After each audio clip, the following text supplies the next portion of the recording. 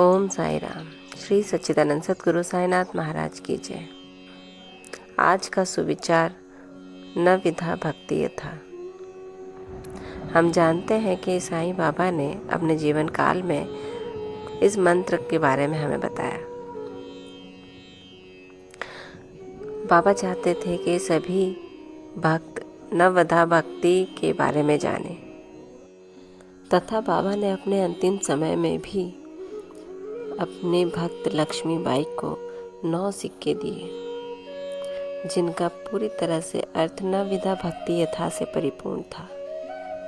नवविधा भक्ति का वर्णन श्री रामचरितमानस में भगवान श्री राम द्वारा किया गया है, जब उन्होंने शबरी को 9 प्रकार की भक्ति का उपदेश दिया था।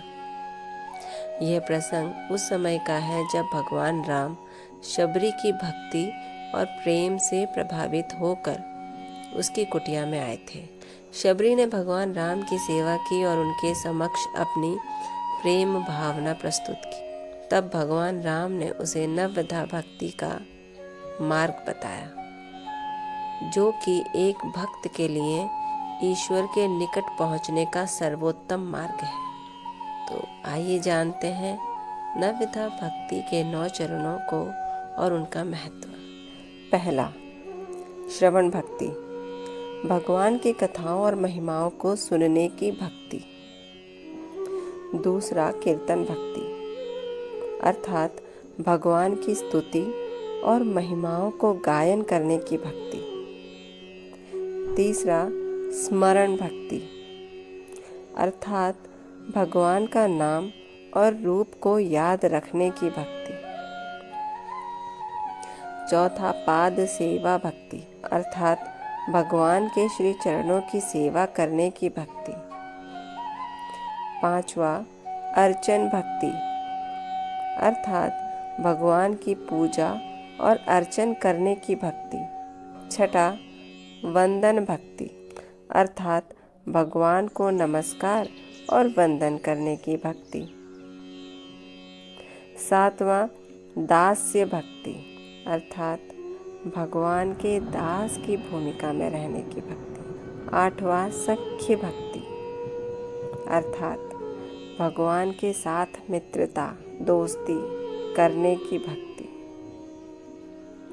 नौवां, आत्मसमर्पण भक्ति, भगवान के चरणों में अपने आप को पूरी तरह समर्पित करने की भक्ति। यही शिक्षा श्री राम ने शबरी माता को दी थी और यही शिक्षा श्री साईं बाबा ने हमें देने की कोशिश की। इसी के साथ साईं सुविचार यहीं समाप्त होते हैं। बाबा के 11 वचन सुनते हैं।